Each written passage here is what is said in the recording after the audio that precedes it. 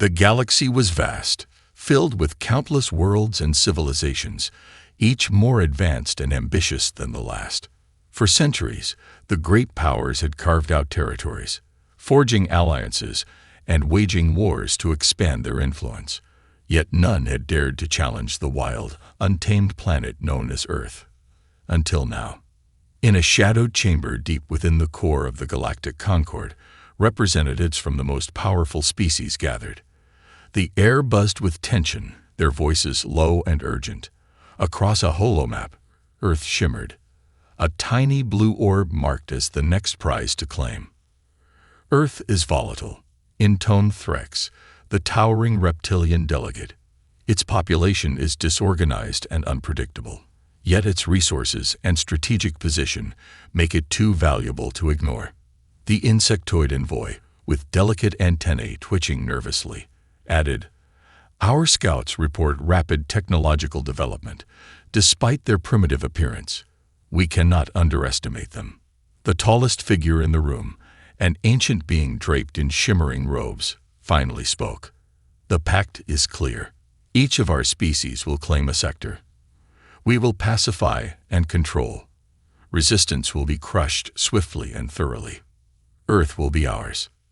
With unanimous agreement, the delegates sealed the pact, a silent contract to divide and conquer.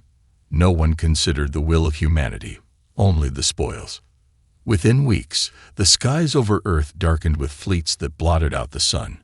Cities once bustling with life turned into ghostly shells as alien weapons fell from above. Governments collapsed under the weight of the invasion, their leaders captured or driven into hiding. The human race seemed on the brink of extinction. But beneath the rubble, something stirred.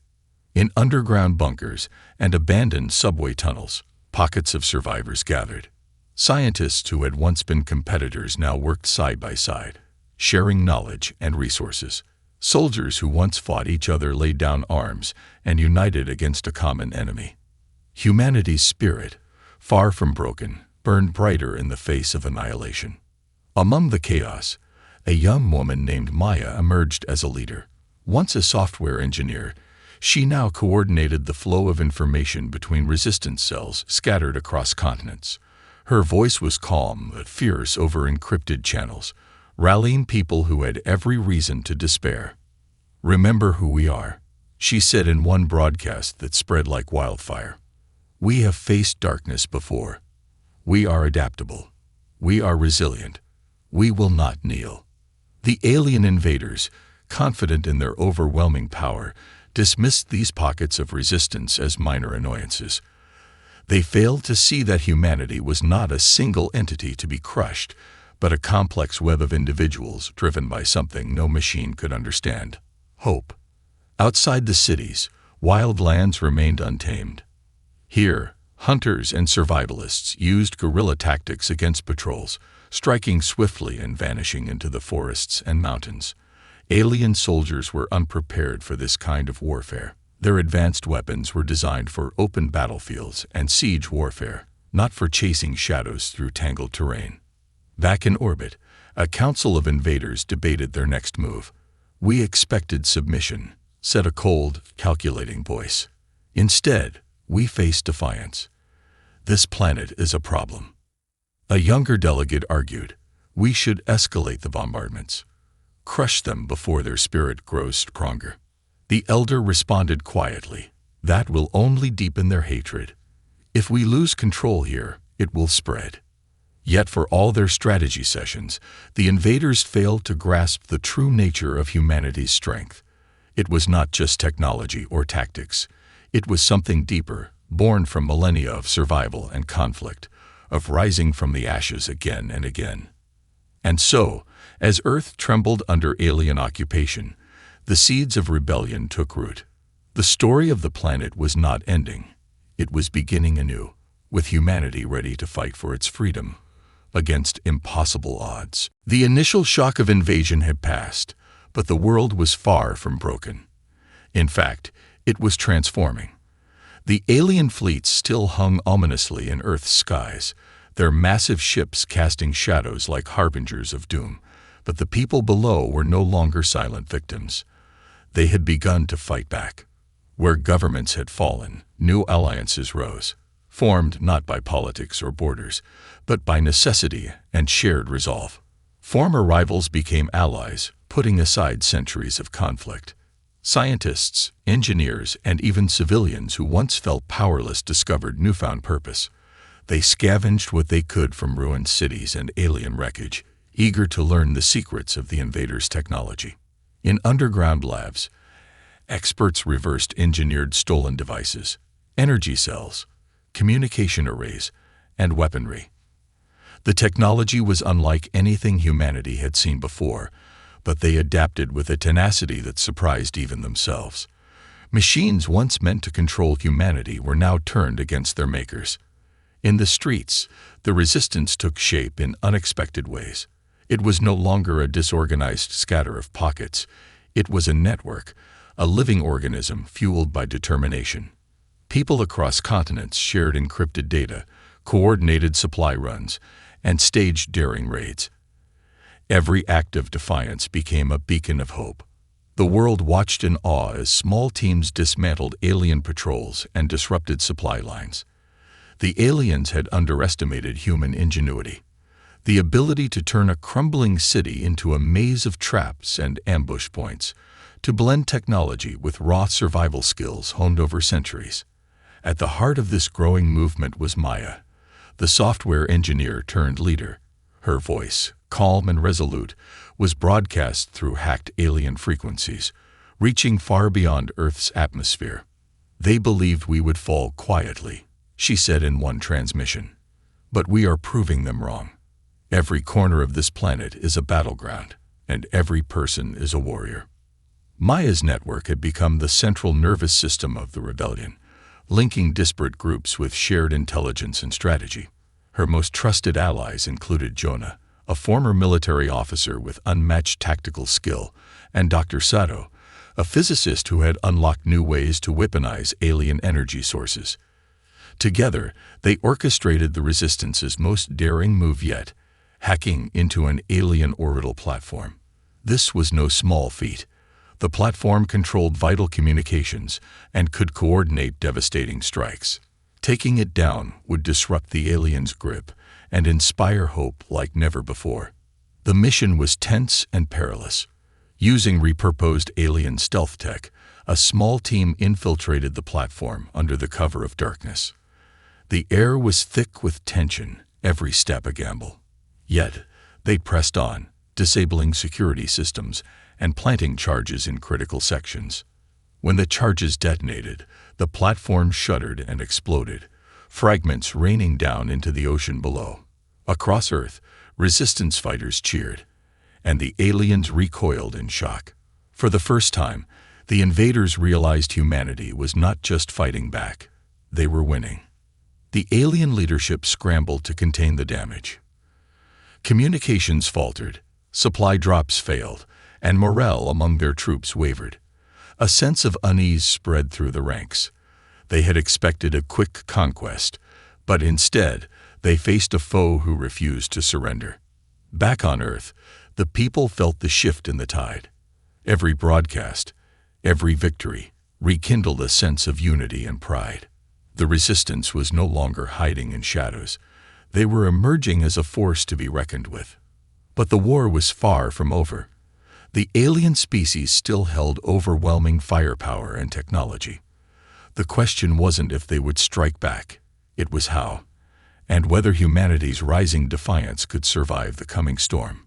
Yet even in the face of that uncertainty, the message was clear. Earth would not be enslaved.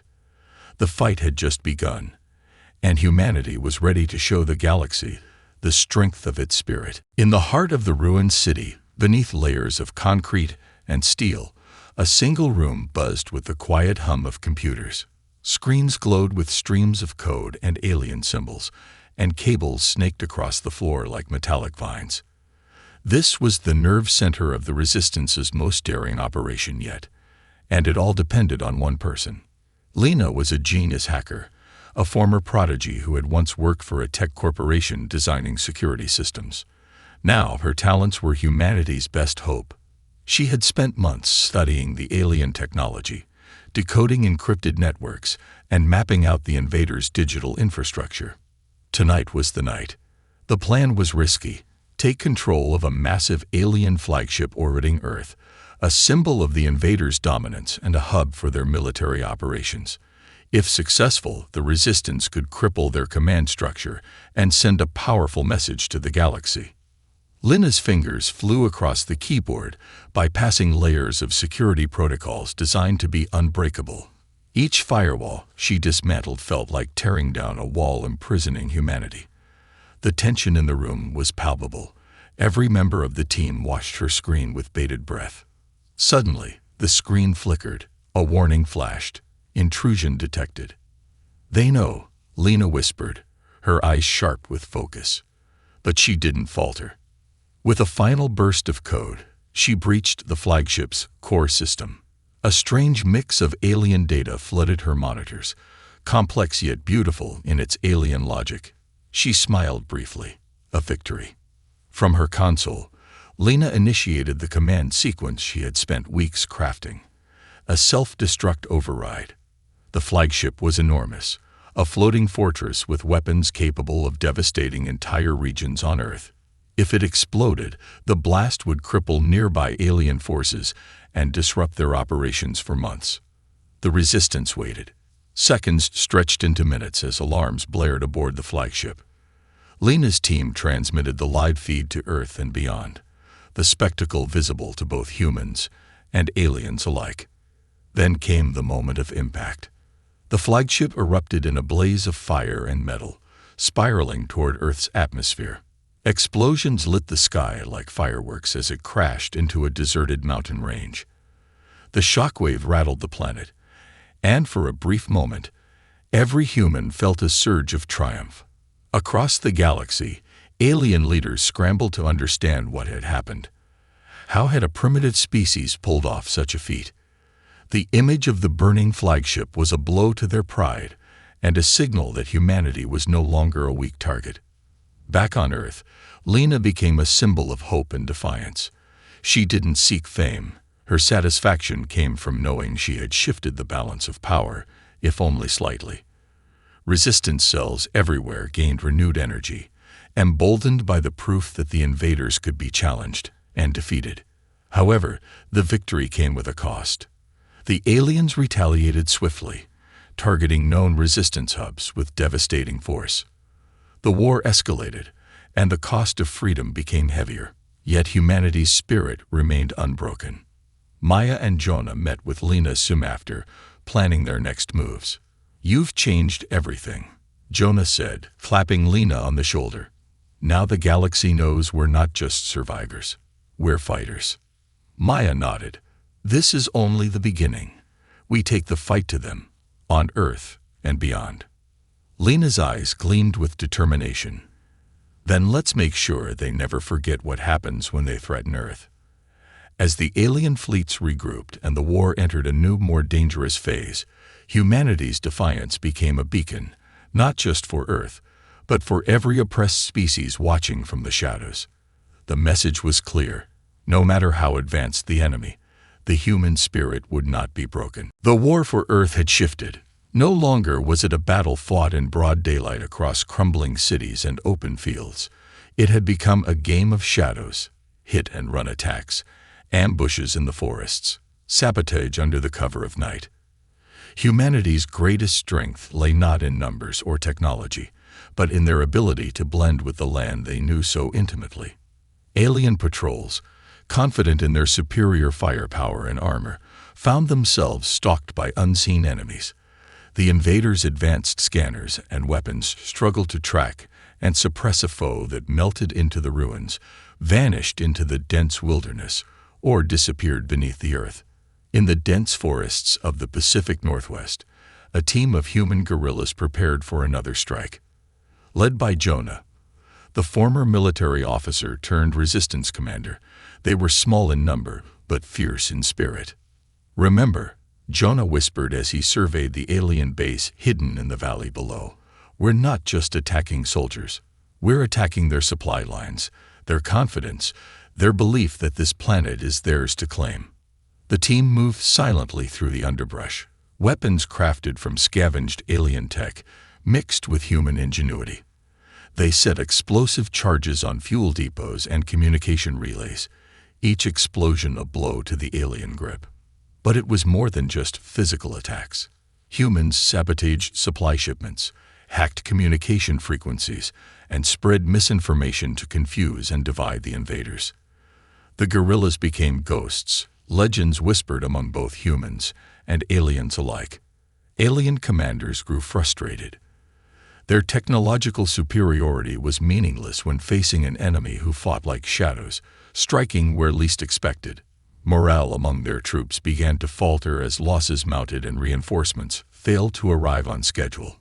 Back in one of the hidden human command centers, Maya coordinated the growing network of fighters. Her calm voice over the radio brought reassurance and strength. "We fight not because we have to, but because we must," she said. "Every victory, no matter how small, reminds us why we refuse to be conquered. We carry the future of Earth in our hands." Among the guerrillas was a young scout named Tarek, who had grown up in the ruins of a once great city. His knowledge of the terrain was unmatched, and his ability to slip behind enemy lines earned him the nickname the Phantom. His reports were crucial, allowing human fighters to anticipate alien movements and prepare ambushes. One night, Tarek returned with news that changed everything. An alien convoy was transporting a shipment of advanced weapons, technology that could turn the tide of the war if allowed to reach its destination. Jonah didn't hesitate. "We take it, no matter the cost." The guerrillas planned meticulously, knowing failure meant not just death, but the collapse of hope. They set traps along narrow mountain passes and used the environment to their advantage. Rock slides triggered to block escape routes, electric nets powered by stolen alien energy to disable vehicles. When the convoy arrived, the battle was fierce but swift. The aliens were taken by surprise, their machines disabled by human cunning and resolve. The guerrillas captured the weapons and destroyed what they couldn't carry. Word of the victory spread quickly, boosting morale across the resistance. Even alien soldiers began to question their chances, whispering fears that they were trapped in a war they couldn't win. But humanity knew the cost was steep. Every fight drained resources and risked lives. The guerrillas buried their dead with quiet reverence, knowing each sacrifice was a step toward freedom. Yet despite the hardship, the flames of resistance burned brighter than ever. The aliens may have had the technology, but humanity had something far more powerful: the will to fight, adapt, and survive. As the guerrilla fighters melted back into the wilderness, ready to strike again another day, the message was clear: Earth would never be enslaved. Not while people still stood to fight in its shadows. The victory in the forests was just the beginning. Humanity's resistance had grown from desperate survival to organized defense, but to truly turn the tide, they had to take the fight beyond Earth's atmosphere. A daring plan was set in motion, one that no one had expected. The Resistance would launch its first off-world mission. Their target was a remote moon base, a critical supply depot for the alien coalition. Destroying it would cripple the invaders' logistics and send a powerful message: humans were no longer confined to their planet. The mission was risky. The moon was heavily guarded, its defenses designed to repel any attack. But the Resistance had something more valuable than firepower. They had ingenuity and the will to succeed against all odds. Maya, Jonah, and Lena led the operation. Months of preparation had gone into modifying a captured alien transport ship. With its cloaking systems partially restored and weapons retrofitted with human-made modifications, it was a fragile but capable vessel. As the ship slipped through the void, the crew held their breath. Every sensor scan, every maneuver could mean life or death. The moon's surface loomed ahead, a barren landscape scarred with craters and glowing installations. They landed under the cover of darkness, a small team slipping silently from the ship. Their mission: infiltrate the base, sabotage its power systems, and destroy the stockpiles of weapons and fuel. The team moved quickly. Alien sentries patrolled in predictable patterns, and human scouts used hacked security feeds to avoid detection. They planted explosives on reactors and communication arrays, each timed to detonate simultaneously. But the base was not unprepared. A sudden alarm blared through the corridors. The aliens had discovered the intrusion.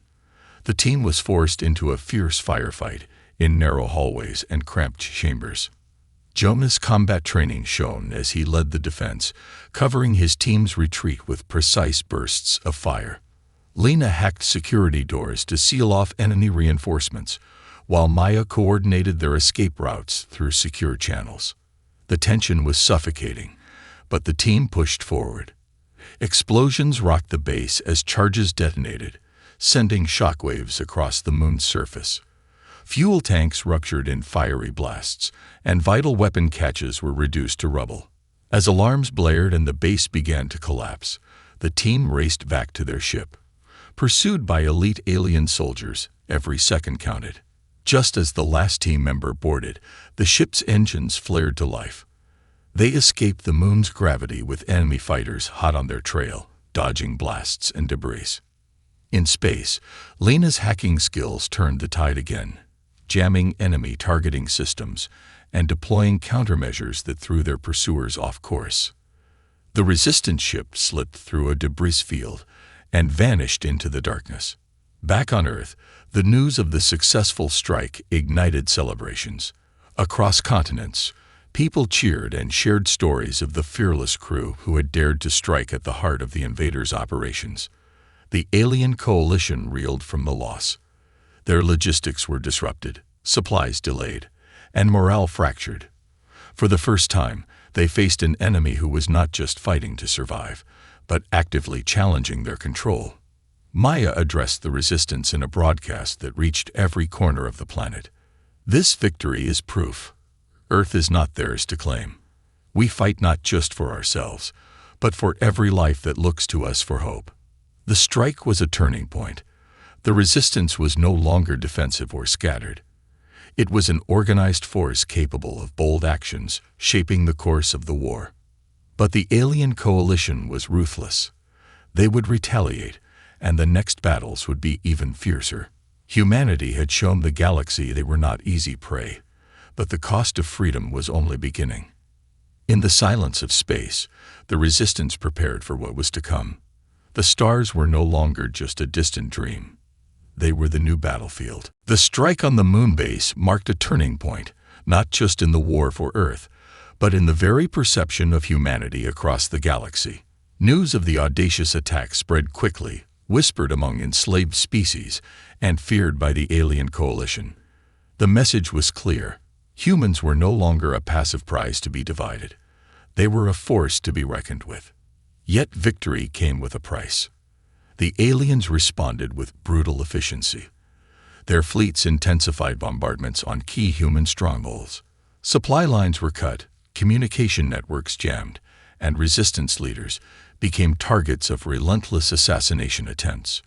Earth's skies burned under waves of enemy fire, and every day was a battle to hold ground. But amidst the chaos, something unexpected happened. Several enslaved species, those who had long suffered under the coalition's rule, began sending secret envoys to the human resistance. They sought alliance, drawn by humanity's defiance and hope. At first, suspicion ruled. Could these species truly be trusted after centuries of subjugation? Maya, cautious but wise, saw an opportunity. "We are stronger united," she told her council. "If we stand together, we can break the chains that bind us all." Negotiations took place in hidden sanctuaries, far from prying eyes. The humans forged uneasy alliances with insectoid strategists, reptilian warriors, and even enigmatic energy beings who had watched from the shadows. Each brought unique strengths and knowledge of the coalition's weaknesses. With new allies came new strategies. Human fighters learned to wield alien technology in innovative ways, combining it with their own guerrilla tactics. Battles became more coordinated, strikes more devastating. The coalition's grip weakened as their enemies grew bolder. Jonah led a combined force in a daring assault on a vital supply convoy crossing the Martian colonies. Using tactics taught by their new allies, the team ambushed the convoy in a twisting canyon, disabling armored vehicles and capturing weapons caches. The victory was a morale boost that echoed throughout the solar system. But the Coalition was not without resources. They unleashed a new weapon, a massive dreadnought armed with experimental energy cannons capable of vaporizing entire resistance bases from orbit. The dreadnought became a symbol of terror, its presence forcing the resistance into desperate defensive measures. Maya's network scrambled to find ways to counter the threat. Lena's hacking skills were pushed to the limit as she probed the dreadnought's systems, searching for vulnerabilities. Meanwhile, Tariq's guerrilla teams staged diversions, drawing enemy forces away from key targets. In a bold gambit, the resistance planned to infiltrate the dreadnought itself. If they could disable its core reactors or sabotage its weapon systems, the tide of war could shift once again. The mission was fraught with danger. Elite soldiers volunteered for the task, knowing the odds were against them. They boarded a stealth craft and slipped through the dreadnought's defenses, navigating labyrinthine corridors and facing enemy patrols. Inside, Lena worked her magic, breaking through firewalls and overriding security protocols while the team covered her back. Explosions rocked the ship as charges detonated, crippling the dreadnought's systems. The battle was fierce, but the resistance succeeded. The dreadnought was disabled and forced into retreat, a massive victory that rekindled hope across Earth and beyond. As the alien fleets withdrew, Maya addressed the people. "This is our moment. We have shown the galaxy that the spirit of Earth cannot be crushed. But the fight is far from over. Together, we will rise." The tide was turning. Humanity and its allies were no longer fighting for survival. They were fighting for liberation. The alien coalition was reeling. Their mighty dreadnought, once a symbol of invincibility, now limped back to its command fleet, crippled and vulnerable. The loss shook their confidence, sparking urgent debates in the cold halls of their high command. Pride gave way to panic, and panic bred reckless decisions. Supreme Commander Vorketh, the ruthless warlord leading the coalition, paced the bridge of his flagship with grim determination. His eyes, cold and calculating, scanned the reports flooding in. More supply lines severed, entire garrisons overwhelmed, and worst of all, the rise of rebellious species joining Earth's resistance. To lose the dreadnought was a failure, Vorketh growled. But we will not lose the war. If Earth and its allies dare to challenge us, then we will show them the true meaning of submission. The Command Council murmured uneasily. Their technology and firepower were unmatched, yet they were losing ground not through weakness, but through humanity's unpredictable defiance and a fracturing loyalty among their own ranks. Vorketh revealed his desperate gambit, a plan so dangerous it bordered on madness. They would unleash the Oblivion Protocol, a weapon of annihilation hidden deep within the core of the Coalition's armada. It was a device capable of obliterating entire planets in a single strike, a final solution to crush rebellion with absolute certainty. But activating the Oblivion Protocol required a sacrifice, sending a large portion of their fleet into a trap to lure the resistance into a battle from which there would be no escape. It was a gamble with no guarantee of success. Back on Earth, Maya intercepted fragments of the alien transmissions. The threat was clear, but the resistance refused to be cowed. "We knew this would happen," Maya told her council. "They're desperate. We need to be smarter, faster, and more united than ever." Jonah sharpened his tactical plans, preparing for the worst while searching for a way to turn the trap against the Coalition. Lena worked feverishly to decrypt more data, seeking any weakness in the Oblivion Protocol's deployment. As the Coalition's fleet moved into position near the outer planets, the Resistance set their own trap. They gathered their fleets, human and allied forces alike, ready to strike at the heart of the alien armada. The battle was brutal. The void between planets exploded with laser fire and plasma bursts, Resistance fighters dodged orbital bombardments and launched coordinated strikes on vulnerable enemy ships. Amid the chaos, Maya led a stealth task force deep into enemy lines, determined to disable the Oblivion Protocol before it could be unleashed. The mission was nearly suicidal. Enemy forces swarmed the corridors, and the device was protected by complex alien defenses. But humanity's will would not be broken. Jonah and his fighters held off relentless enemy counterattacks, buying time for Lena and her team to hack into the weapon's core. With seconds to spare, Lena unleashed a countervirus that shattered the device's activation sequence. The Oblivion Protocol fizzled and died, its power neutralized. The Coalition's flagship erupted in chaos, and Vorkath's command was shattered. The invaders, once confident in their dominance, now faced a resistance that refused to be destroyed. As the alien fleet retreated, battered and broken, Maya broadcast a message across the galaxy. We have faced annihilation and stood tall. This war is far from over, but the spirit of Earth shines brighter than ever. To every enslaved species, freedom is within reach. The desperate gambit had failed. The Coalition's grip weakened, and hope for liberation spread like wildfire. The skies above Earth glowed with the fiery trails of retreating alien ships. Their fleet, once a terrifying force that had bound countless worlds in slavery, was now shattered and broken. The Resistance had won a victory that no one thought possible, not through brute force alone, but through unyielding spirit, cunning strategy, and unity across species. Maya stood before a crowd gathered in the ruins of a city long ravaged by war. Her voice was steady, filled with hope and conviction. Today, we celebrate more than a battle won, she said. We celebrate the dawn of freedom, not just for Earth, but for every species shackled by oppression. We proved that even the smallest flame can ignite a galaxy. The Allied leaders, human and alien alike, stood beside her. From insectoid delegates with their shimmering carapaces to reptilian warriors with fierce eyes, the diversity of the crowd was a testament to the new alliance forged in fire. Earth's battered cities began to heal. Communication networks restored, supply lines reopened, and communities rebuilt with determination.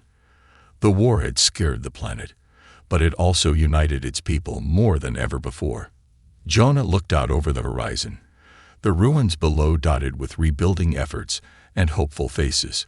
We've paid a heavy price, he said quietly, but every sacrifice brought us here. This is our home, and now we'll protect it, not just from invaders, but from the shadows of fear. Lena was already at work, sharing technology and knowledge with allies, eager to ensure that humanity and their friends were never caught off guard again. Her hacks and innovations would build defenses as strong as the human spirit that fueled them. Yet the war had taught one crucial lesson. Freedom was not given. It was earned, and it must be guarded fiercely. The alien coalition was not completely defeated. Pockets of resistance remained in distant sectors, and old prejudices lingered even among newfound allies. But the future was different now. A galaxy once silent under tyranny was awakening to voices long silenced. Maya's broadcast to the stars was more than a declaration. It was a call to all who suffered oppression to rise and reclaim their destinies. The Earth stands free, she said, and we will stand with you. In the months that followed, new alliances blossomed. Trade and communication reopened between liberated worlds, and humanity stepped onto the galactic stage as a symbol of resilience and hope. The memory of the enslaved Earth, and the species that chose to enslave it, served as a stark reminder of what was at stake. But humanity's story was no longer one of victimhood. It was a story of triumph.